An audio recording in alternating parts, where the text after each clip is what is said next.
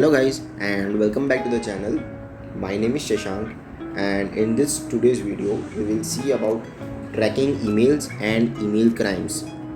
I hope you all are enjoying this series of Introduction to Digital Forensics. So let's begin. In this module we will cover certain objectives like email system, clients, servers, messages, examples of email headers, then list of common headers, email crimes, why to investigate emails, steps to investigate emails, email crimes. So let's begin. Email system. What is email system? Email system consists of mail clients to send or fetch emails and two different SMTP and POP3 or IMAP servers running on a server machine. Email systems are based on a client-server architecture. Email is sent from clients to a central server which reroutes the email to its intended destination. Email clients. Email client is a computer application that allows you to send, receive and organize emails. Email clients perform the following functions like retrieving the messages from a mailbox, displaying the headers of all the messages in the mailbox, allowing you to select a message header and read the body of the email messages, then allowing the user to create new messages and submitting them, allowing the user to add attachments to the messages they want to send and save the attachments from received messages, and also to format the messages. Here we see most commonly used email clients which are standalone and web based. First of all, we will see the standalone, which includes Microsoft Outlook and Thunderbird. Then web based are like Yahoo Mail, Gmail, Hotmail, and there are many more.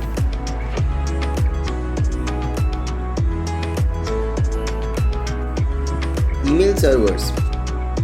Email or mail server is a computer within the network that works as a virtual post office. Email servers exchange email with SMTP server, and when an email is sent, the client application first directs it to the email server. This contacts the address's email server and carries out a conversation in accordance with the rules defined by SMTP over the internet. The email server checks for the validity of the username with the other email server.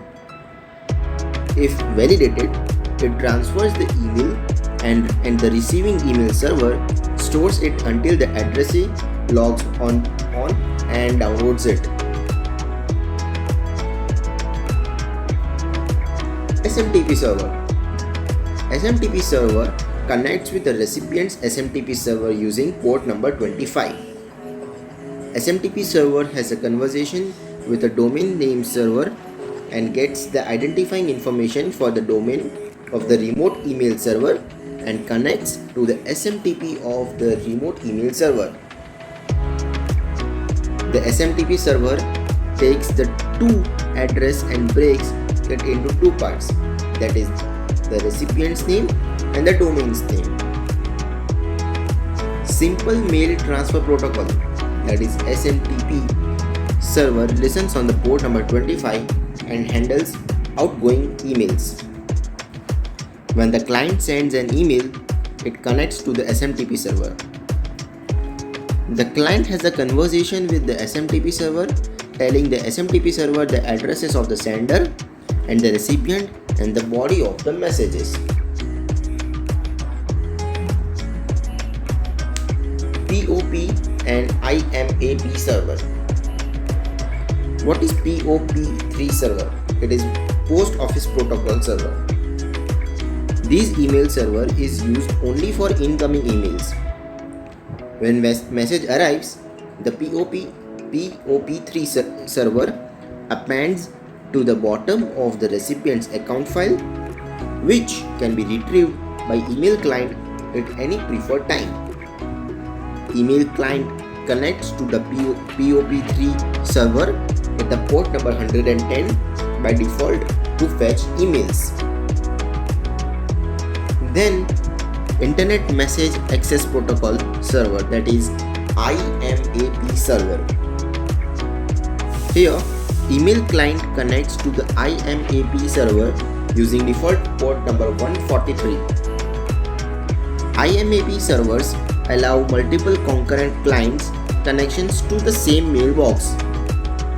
It enables accessing and fetching MIME message paths, maintaining message state information at the server, creating and manipulating multiple mailboxes on the server, and server-side searches. Note: POP3 can be said to be a stored forward, whereas IMAP is a remote file server, and both are used to read the email. Email messages. Email messages consist of header, body, and signature. What is in header?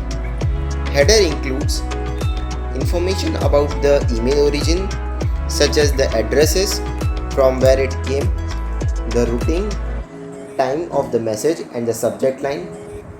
Then some of the header information that is usually important to a technician is kept hidden by the email software. Then body. Body contains the actual message. Signature. It is used by sender to provide information to the recipient about the sender. Email programs can be set to enter this line automatically on the email sent. List of common headers. First of all, apparently to. Messages with many recipients sometimes have a long list of headers in the form of apparently to. These headers are unusual in legitimate emails. They are normally a sign of a mailing list, and in recent time, mailing lists have generally used software not sophisticated enough to generate a giant pile of headers. Then comes the BCC. BCC stands for the blind carbon copy. It is used to add addresses to the SMTP delivery list but not listed in the message data, remaining invisible to other recipients. The idea is to be able to send copies of the email to a person who might not want to receive replies or to appear in the headers. Blind carbon copies are popular with spammers since it confuses many inexperienced users to get email that does not appear to be addressed to them. CC. CC stands for the carbon copy. This header is short of extension of to. It specifies additional recipients. The difference between to and CC is essentially connotative. Some email programs also deal with them differently in generating replies. Then comments. This is a non-standard header field. Example: comments authenticated sender is rth@biberdorf.edu. It is added by some mailers to identify the sender. However, it is often added by hand by spammers as well. Then comes the priority. It is a free form header that assigns a priority to the email, but most software ignore it.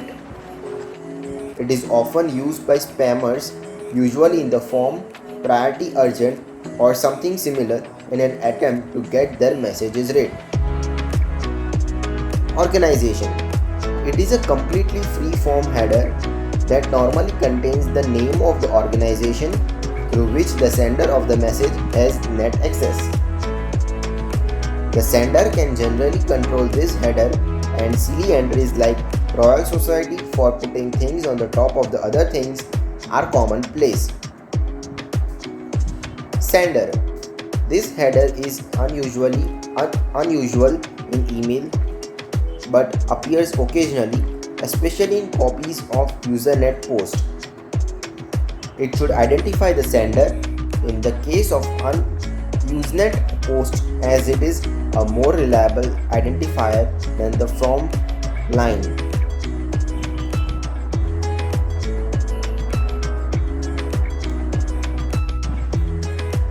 Email crimes. In today's life, communication through email is one of the most easiest, speedy, and secure. But when someone tries to break this security, causing you or your information any harm through email, then following are the various kinds of email crimes. Email bombing. Sending huge volumes of email to an address in an attempt to overflow the mailbox or overwhelm the server when the email address is hosted to cause a denial of service attack. In many instances, the messages will be large and constructed from meaningless data in an effort to consume additional system and network resources. Simple way of achieving this would be to subscribe the victim's email address to a large number of mailing lists. Mailing lists are special interest groups that share and exchange information on a common topic of interest with one another via email. Mailing lists are very popular and can generate a lot of daily email traffic depending upon the mailing list.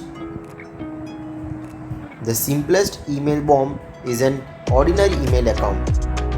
All that one has to do is compose a message, enter the mail address of a victim multiple times in the to field and press the send button many times. Writing the email address 25 times and pressing the send button just 50 times will send 1250 email messages to the victim. If a group of 10 people do this for an hour, the result would be 750,000 emails. There are several hacking tools available to automate the process of email bombing. These tools send multiple emails from many different email servers, which makes it very difficult for the victim to protect himself. Then comes the phishing mails. It is a criminal act of sending an illegitimate email, falsely claiming to be from a legitimate site in an attempt to acquire the user's personal or account information.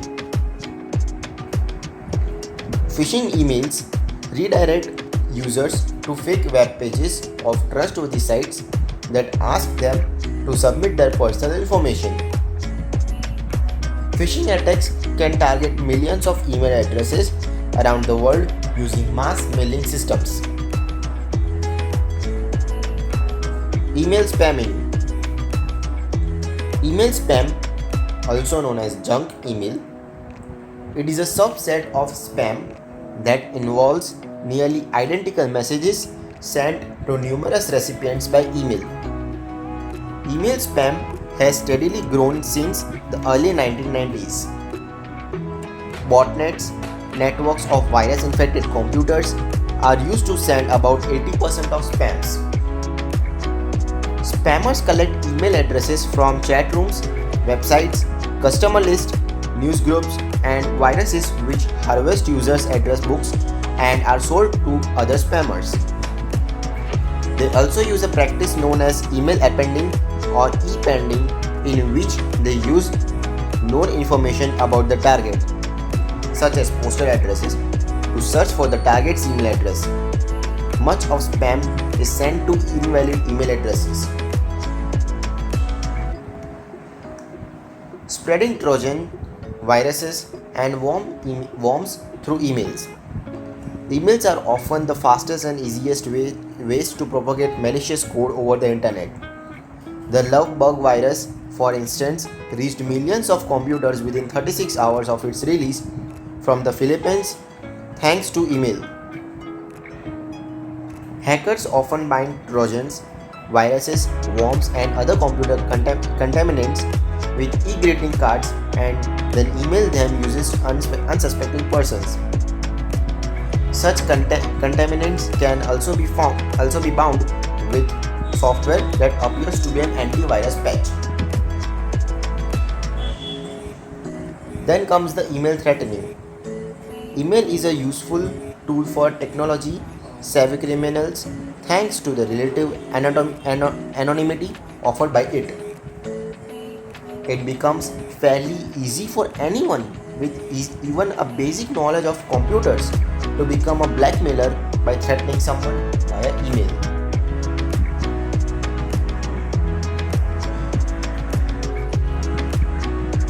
Why to investigate emails? Criminals usually use emails in the following ways: to solicit marks for con games, to communicate with accomplices, to lure the users to visit websites and provide personal information, to contact potential victims, to harass victims, and to send extortion demands or threats. Thus, email stands as a clue to the criminal identity and may become the evidence. Steps to investigate email crimes: obtain a search warrant, obtain a bit-by-bit image of email information, examine the email headers, analyze the email headers, recover the deleted emails, and acquire email archives and trace the email origin. Then, obtaining a search warrant and seizing the computer with email client. A search warrant application should include proper language to perform an on-site examination of the computer and email server. Conduct a forensic test on only that equipment for which you are permitted to do so. Seize the computer and email accounts suspected to be involved in the crime. Email accounts can be seized by changing the existing password of the email account either by asking the victim his/her password or from the email server. Obtaining a bit-by-bit image of information. Make a bit-by-bit image of all the folders, settings, and configuration present in the email account for the further investigation in a removable disk using tools such as SafeBack. Encrypt the image using MD5 hashing to maintain the integrity of the evidence. Examining email headers. Know how to find email headers in various command line web-based GUI clients. Open the email headers, copy and paste the headers to a text document. Headers contain significant information such as message sent time, unique identifying numbers, and the IP address of the sending server. Viewing the email headers in Microsoft Outlook. Log on the Microsoft Outlook and open the received email. Check on file, information, and the properties. Select message header, text, copy and paste the text in a text editor and save the file. Sign out of the Microsoft Outlook account. Then, viewing the email headers in Gmail. The steps are as follows. Log on to the Gmail and open the received email. Click on the reply drop-down button and then navigate to show the original options. Select message headers, that full text and copy it. Then paste the text in any text editor and save the file. Sign out of the Gmail account.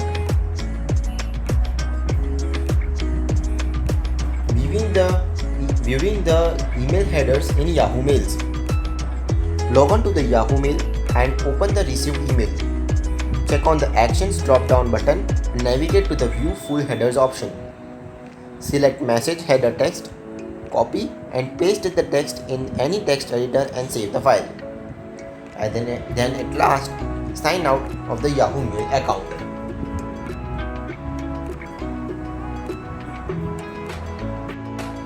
Analyzing email headers. Gather supporting evidence as given below from the email headers and track the suspect. So evidence like return path, recipient's email address, type of sending email service, IP address of sending server, name of the email server, unique message number, date and time email was sent, attachments file information. Email header fields. Here you can see the email header fields like field name with its explanation, that is from, sender, reply to, return part, received and resent.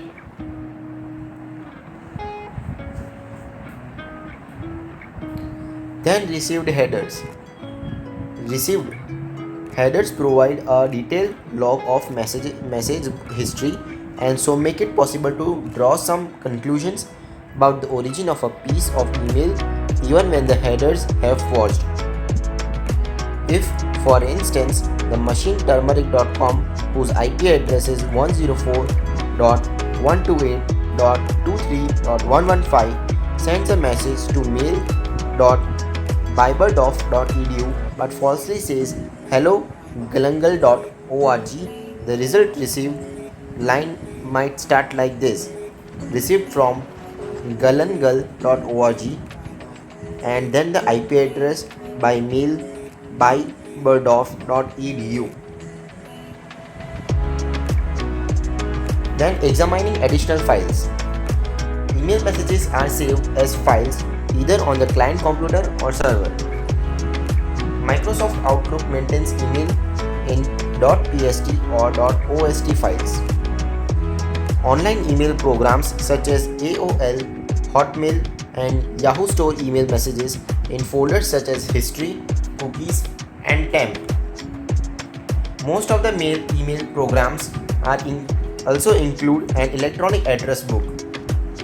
Unix stores email messages as per the user. Tracking back. The first step in tracking back fake email to view the header's information. The header will show the originating mail server, for example mail.example.com. Third, with a court order served by law enforcement or a civil complaint filed by attorneys, obtain the log files from mail.example.com to determine who have sent the message. Fourth, information regarding the internet domain registration can be found from www.arin.net, then www.internet.com, then freeality.com. Tracking back web-based emails. Web-based email accounts, webmail, can make it more difficult to establish identity of the sender. It is possible to create a new online webmail account easily. The webmail can be easily created on hotmail.com, yahoo.com or hushmail.com. The above sites maintain the source IP address of each connection that accesses the online webmail. Contact the email provider, for example Microsoft, Google or Yahoo, to reveal the subscriber's information. Thank you so much for watching our video. I hope you all are enjoying our series of Introduction to Digital Forensics. For the more information and material, you can visit our website, that is www.thescihub.in. Thank you so much for watching our video and make sure to drop a like and subscribe to the channel for more amazing content. Thank you so much.